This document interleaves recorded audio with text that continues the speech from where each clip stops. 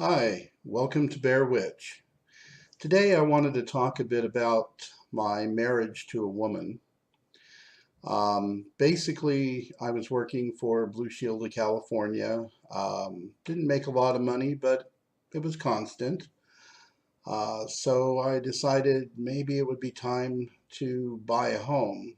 And what I ended up doing is I bought a mobile home that was basically in a trailer park.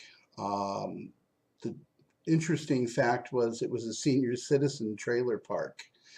The owner of the park actually met me and met my parents and said that it's really unusual to have somebody as young as I was move in. And they wouldn't normally allow it, but she said she felt good about me, and so I bought the mobile home. So here I am living in a trailer park. Had the single wide mobile home decked out with antiques. It was quite a place, done up just beautifully. Okay, I'm a homeowner now. Thought, well, that might help the way I've been feeling. Not really. Um, I was the youngest in the trailer park, like I mentioned, and I hung out with mainly all the old women. Um, I'd cook for them, bring them food. They'd reciprocate and bring me food, and that was my life. I'd work, I'd come home, I'd socialize with the seniors. But of course, I wasn't happy. Something still was lacking, and I was really, really fighting the urges uh, regarding men. And one day, the old woman who lived in the park named Mary, she said, well, you might want to get married. Why don't you get married? It's like, well, I've heard that from my mother for years. So I figured, okay, well, give it a go. So I slimmed down a bit and, of course, wasn't really into dating. I hated going to bars except after work for a drink or something. And Mary one day came up and said, there's this young girl who works next door taking care of the old man in the trailer next to me. She's like a home health worker. And, I think you might hit it off. Okay, well, I'd see her come every day and park her bicycle. She didn't drive, she had a bicycle. Park it outside of the trailer next door. And this one day, I put a note on her bike and basically said, would you like to go out for a drink sometime after work? And said who I was and everything. Well, didn't know if I'd get a response or not, or, I wasn't really that concerned about it, but I was intrigued. And sure enough, she comes to my house and knocks on the door and said she didn't drink, but she'd like to go out. And so we did. And there was something about her. I mean, very, very caring person, very loving person. I saw how she took care of other people and just a very, very nice woman. And that basically, I was feeling loved for the first time in a long time by someone else after we'd been going out. And we had have wonderful times, wonderful dates. So the next move, of course, sex. And here I am, I'm 28 years old and a virgin, technically a virgin. And it was the first time I was going to have sex with a woman. And I thought, you know, if I have sex with a woman, that's got to get rid of these ideas in my head and attraction for other men. And I really hoped that would get rid of the attraction to men. So anyway, we ended up spending the night together. Um, Interestingly enough, she never left. She actually ended up moving in right after that. It was both our first times, and I still I felt a bit more manly, but yet I felt still an attraction toward men somehow. And I thought, yeah, what is wrong? Remember, I buried my feelings very deep. And one thing, led to another. I loved the idea of a relationship. She's a great person, lots of personality. She got on with my parents, and we were starting a life together. And it was all new and exciting.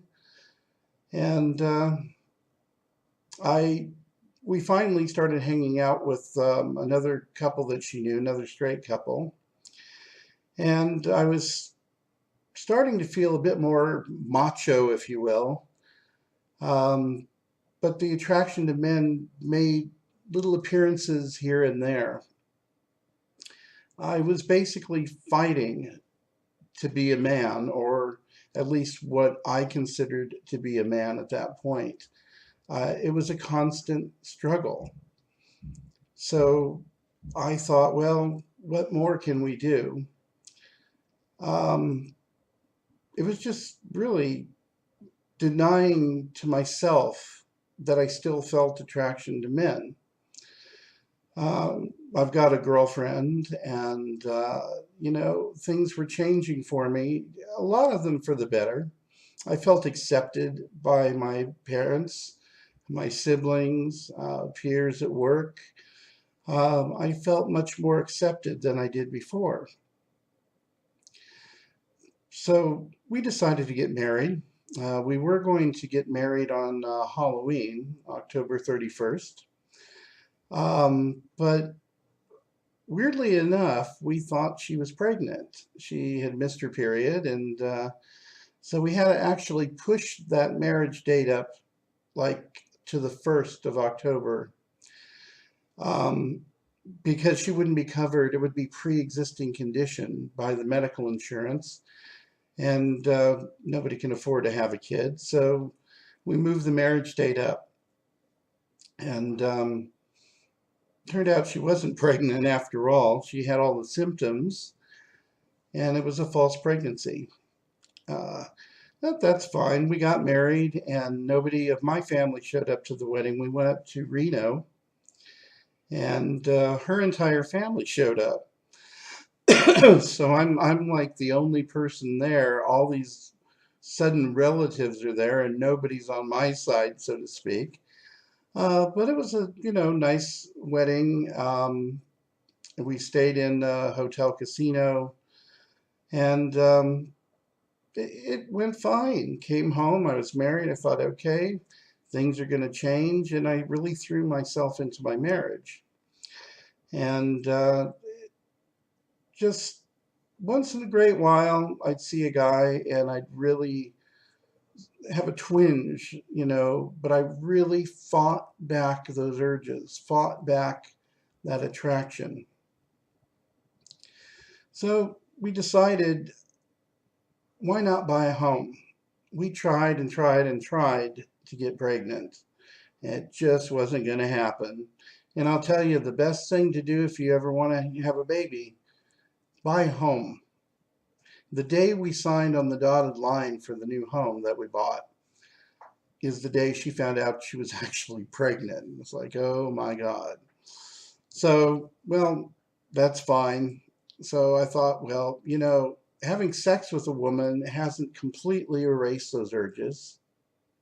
Maybe having a baby will erase those urges. Um, I did find that I was having a daily talk to myself, like a daily mantra, if you will. I kept saying, I am straight, I am normal, I am a married man. And I'd say those words daily in the mirror to myself. And things got easier. I really submersed myself in my marriage. Um, my mother was extremely happy. And that's basically how it went.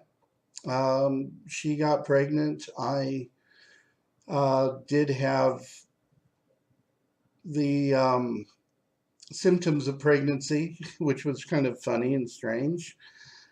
She ended up having cravings, and um, we had moved into the new home.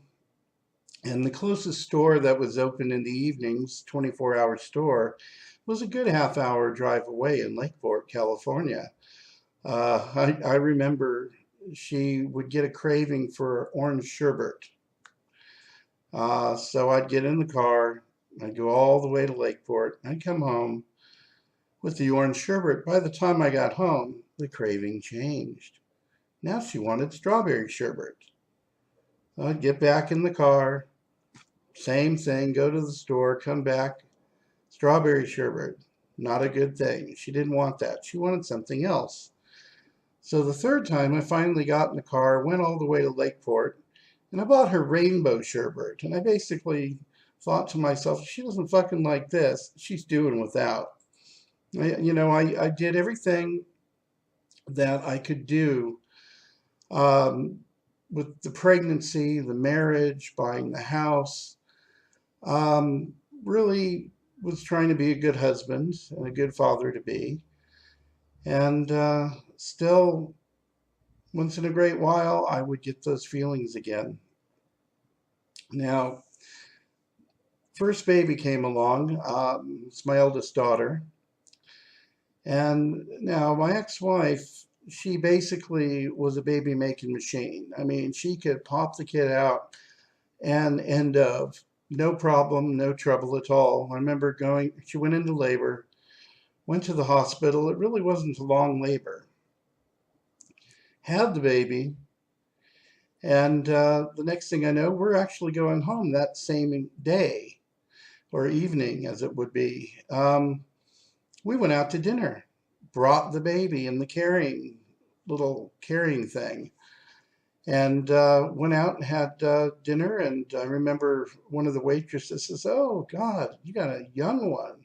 How old is she?" And I said, "Just a few hours old." It's like, "Well, what the hell are you doing eating?" I said, "Well, we got to eat. We're hungry." So it was kind of funny because she really bounced back from having the baby. It was like she was made for it. And we ate our meal and everything. And the next thing you know, we're getting in the car and starting to pull out of the parking lot. And well, guess what? We forgot the baby. And the baby was sitting right next to us in the restaurant and was so quiet. We didn't even think about it. We were going to take off without her.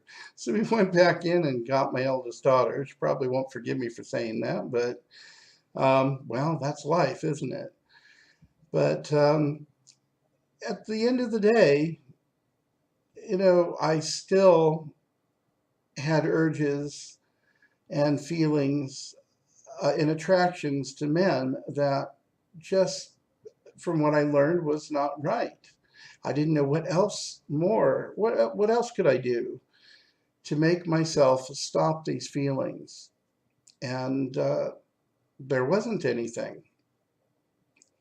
So it ended up where my ex-wife, she ended up quitting any job she had because we had a baby. She wanted to be stay-at-home mom. And that was all well and good. Still working at Blue Shield. And one day, these big shots, suits and ties, walk into Blue Shield of California and said, basically, you're not going to have a job. It's over here. We're closing shop. We're moving it to another city in California. And you all, unless you move, are out of a job. So here I am, first mortgage, first baby, and my ex-wife, or my then wife, uh, told me she was pregnant again. And man, my head just swam. It's like, I don't know what we're going to do. So my son was born just the day after I lost my job, basically. It was that quick. And it was everybody was made unemployed. And so we didn't know what to do. We couldn't afford the mortgage. And of course, I wasn't thinking about other men at this point. I had too much on my plate. So ended up where we just decided, I mailed the keys to the company and said, here's your home, take it. There's no way we can afford it. We packed up the kids, and my newborn son, like I say, was just so small. And my eldest daughter, was about a year old when he was born. One quick antidote I just thought of when I took my son to see my daughter in the hospital. We're sitting on the bed, and my daughter was hungry, so I stopped and got her some chicken McNuggets at McDonald's. And so we're sitting on the bed, and my ex-wife says, "See, this is your new brother." And my daughter was trying to shove a chicken McNugget down his throat, like, here, eat, eat. Couldn't understand why he couldn't eat. But it was quite fun, actually, that part of my life. We packed up everything and moved to Nevada. And new life, new state. I was born and raised in California, so thought we'd give that a go and go from there. Um, well, basically, that's the story up till this point. So, two kids, had a house, lost a house, and life goes on. And we'll continue on the next video. Um, Basically, move ahead a bit, move to Nevada, and of course, the divorce. That kind of ties a lot of things up. So I'll talk to you then about that, and just take a look at the website, bearwitch.com. You can leave comments, questions, and I'll try to answer them for you. But anyway, just a little bit more of my story. I hope you enjoyed, and you have a good rest of the day. Take care.